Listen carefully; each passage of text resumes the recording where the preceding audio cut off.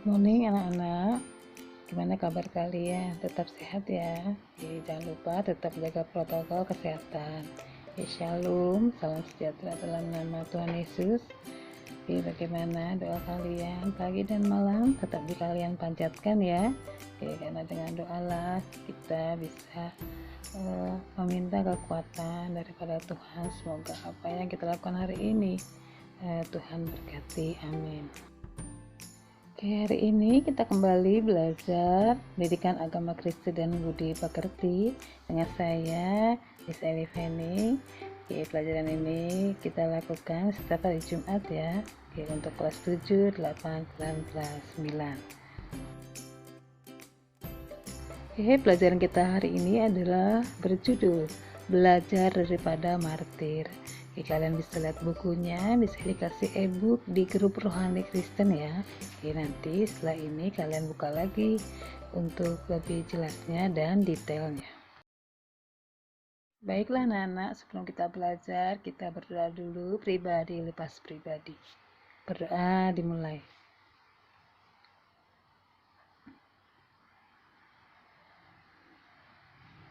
Doa selesai. Kompetisi dasar untuk materi kita hari ini adalah mensyukuri makna hidup beriman dan pengharapan. Yang kedua, menghayati peran Roh Kudus dalam proses hidup beriman, dan yang terakhir, menghayati keteladanan Tuhan Yesus. Inilah kompetisi dasar yang sudah ditetapkan untuk materi kita pada hari ini. Sedangkan tujuan pembelajaran kita adalah peserta didik mampu memahami arti martir. Yang kedua, peserta didik mampu memahami mengapa ada pengikut Yesus yang memilih menjadi martir. Setelah belajar ini, kalian jadi tahu dan mampu memahami dari kedua tujuan pelajaran kita hari ini. Sebagai pengantar pembelajaran kita, setelah kita belajar tentang Roh Kudus sebagai penopang hidup kita, hari ini kita akan lanjutkan dengan bagaimana Roh Kudus memberdayakan hamba-hamba Tuhan untuk mampu melakukan hal-hal yang tidak mungkin. Mungkin kalian pernah mendengar ada orang mati karena mempertahankan imannya. Banyak ya.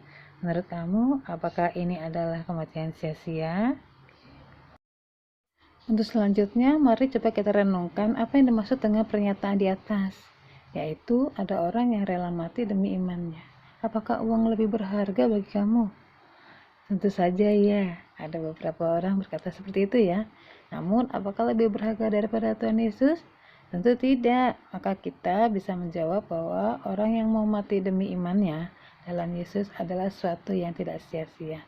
Dan hal itu sangatlah mulia. Setuju? Masih setuju ya kalian ya? Bacaan Alkitab atau Sabda Tuhan Matius 24 ayat 4 sampai 13. Di sini misalnya kasih 1 sampai 7 poin, yaitu alasan mengapa timbulnya martir-martir Tuhan ya. Pada saat itu di Alkitab disebutkan atau sebagai nubuatan tentang akhir zaman. Kita baca ya, apa sih hal-hal yang mempengaruhi banyaknya para martir atau tokoh Alkitab yang menjadi martir bagi Tuhan Yesus ya. Nubuatan tentang akhir zaman dan disebutkan kondisi yang akan terjadi. Ini awalnya ya. Satu, banyak yang mengakui jadi Mesias, padahal mereka penyesat. Yang kedua, terjadi banyak perang. Terjadi kelaparan dan gempa bumi. Kebencian terhadap pengikut Yesus. Permutatan pengikut Yesus. Munculnya nabi palsu. Dan terakhir, banyak yang undur imannya kepada Yesus. Ini awalnya ya. Jadi kalian tahu waktu itu kondisi seperti ini. Anak-anak, ada beberapa hal yang harus kalian ketahui.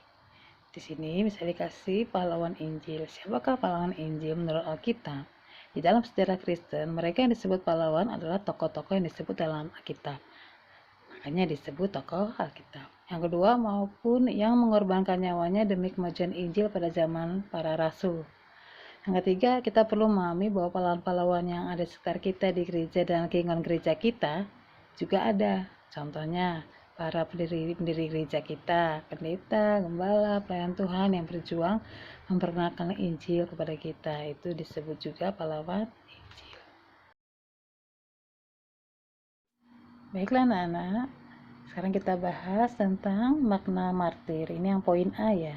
Martir berasal dari kata Yunani yang artinya saksi atau orang yang beritakan tentang Tuhan Yesus, tapi dalam konsep Kristen ya, dan mengalami aniaya karena memberitakan Injil tersebut, yaitu Injil Sabda Tuhan ya, Alkitab ya. Seorang tokoh Alkitab yang mati sebagai martir pertama dalam Perjanjian Baru disebutkan adalah Stefanus. Dia dirajam pakai batu hingga mati. Oke, ini adalah kisah Stefanus ya. Baiklah anak-anak, kisah Stefanus tadi adalah tokoh Alkitab pertama ya di dalam Alkitab yang mati sebagai martir. Oke. Ya, untuk memberitakan Injil kepada manusia. Oke, tetapi apa yang terjadi? Dia malah mati, dilempari atau dirajam dengan batu oleh orang-orang yang tidak mau percaya dengan Tuhan Yesus. Oke. Selanjutnya untuk bagian B, kisah para martir yang menginspirasi. Oke, kisah-kisah di bawah ini adalah kisah mengenai orang-orang yang menganggap bahwa Tuhan Yesus itu begitu berharga buat dirinya, sehingga mati demi Tuhan Yesus pun mereka rela. Oke, hari ini kita bahas ya 3 tokoh yang ada di Perjanjian Baru sebagai martir. Mereka adalah siapa saja? Kita lihat: Polycarpus, John Wycliffe, and William Tyndale. Oke, kita bahas satu persatu ya nak, kalian perhatikan. Oke, untuk para martir yang pertama, Polycarpus ya, ini adalah fotonya. Oke, kalian lihat. Ini adalah Polycarpus. Kita baca siapakah Polycarpus itu. Dia adalah murid Rasul Yohanes yang melayani di kota Smyrna, Izmir, Turki sebagai seorang uskup di bawah pemerintah Romawi dengan Kaisar Bernard Marcus Aurelius Antonius 162 sampai 180 Masehi. Polycarpus menolak untuk menyembah kaisar dan dewa-dewa Romawi. Kemudian Polycarpus ditangkap, dibakar. Sebelum dibakar, Polycarpus masih diberi kesempatan untuk dibebaskan dengan cara mencela Kristus. Namun, Polycarpus berkata, "Seluruh hidupku telah aku berikan untuk melayani Kristus dan dia tidak pernah mengecewakan aku." Ini kata-katanya. Ya, dia tidak pernah menyakiti aku. Bagaimana mungkin saya mengkhianatinya? Oke. Mulia sekali ya. Teguh sekali imannya, kepercayaan dia kepada Tuhan Yesus. Apapun yang terjadi, Yesus adalah segalanya bagi dirinya, sehingga dia mampu berkata seperti itu ya, karena dia yakin ya, dengan memberitakan, menjadi muridnya ya, dan Yesus dipermuliakan. Oke, untuk tokoh yang kedua, John Wycliffe. Kita lihat fotonya ya, ini dia tokoh para martir, oke, yang menginspirasi John Wycliffe. Oke, John Wycliffe lahir di Yorkshire, Inggris 1325, berkuliah di Oxford Teologi. Oke, John Wycliffe berjuang melawan pengajaran yang salah dalam gereja.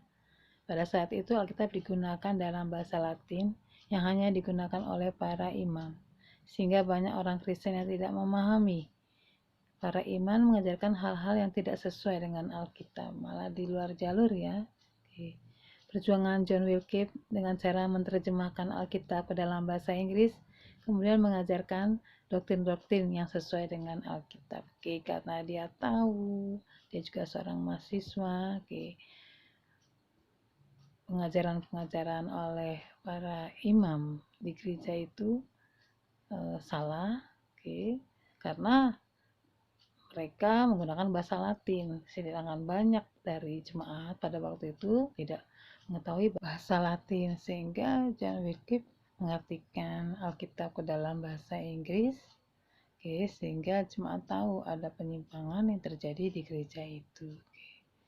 Seperti itu ya nak ya. Apa yang dilakukan John Wycliffe tidak disukai oleh gereja. Wycliffe dilarang untuk mengajar, dan kedudukannya sebagai pengajar di Oxford dicopot. Itu dia dosen ya. Bahkan sempat diasingkan, namun semua itu tidak meruntuhkan semangat Wycliffe. Dia tetap teguh mengajar kebenaran sampai ia meninggal 31 Desember 1384. Anak tokoh yang ketiga para martir adalah William Tyndale. Kita lihat fotonya, inilah orangnya. Kalian perhatikan baik-baik ya. Siapakah William Tyndale?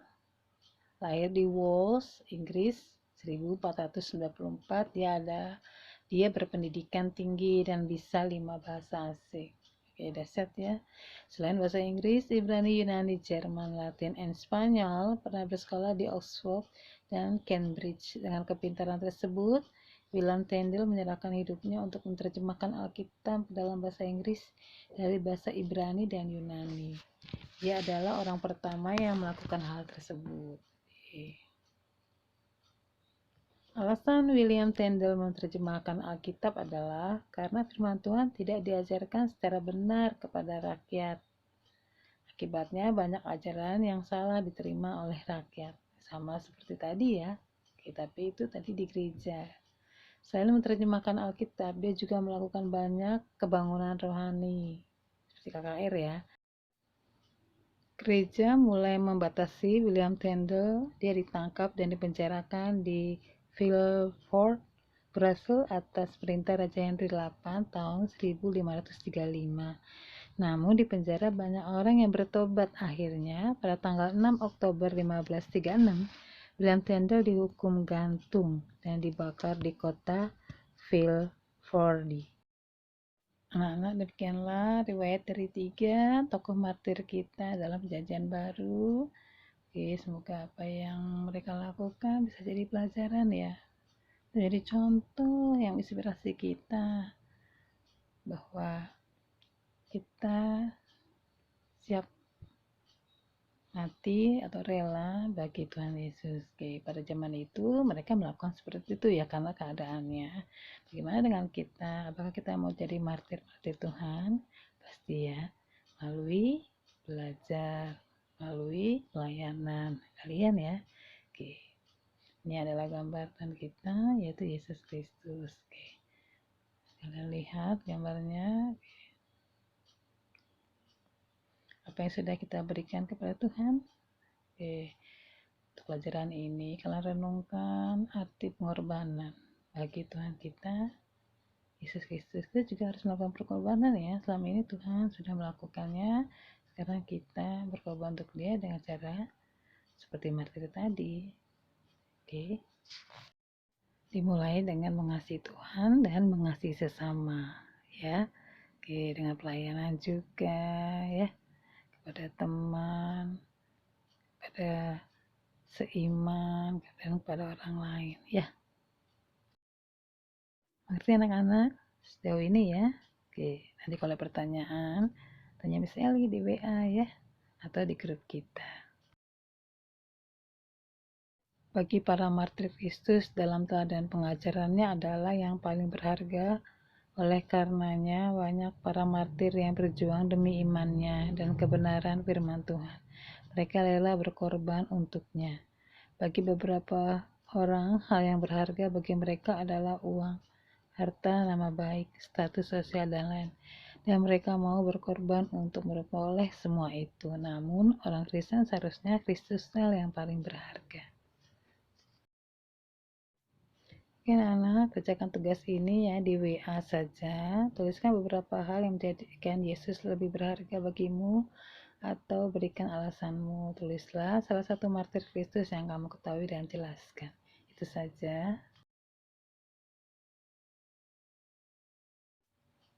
Demikianlah pelajaran ini anak-anak, saya sudahi. Kita bertemu lain waktu dengan video yang lain dan PPT. Pelajari, kerjakan tugasnya segera ya di WA. Oke, semoga apa yang kita pelajari hari ini berguna buat kita sekarang dan hingga nanti. tetap setia kepada Tuhan kita Yesus dan mau menjadi martir-martirnya. Oke, karena Tuhan Yesuslah lebih berharga dari semua yang kita punya. Amin. Thank you for today. Thank you for the attention. Keep healthy. Tetap menjaga protokol kesehatan ya nak. Thank you. God bless you all and see you.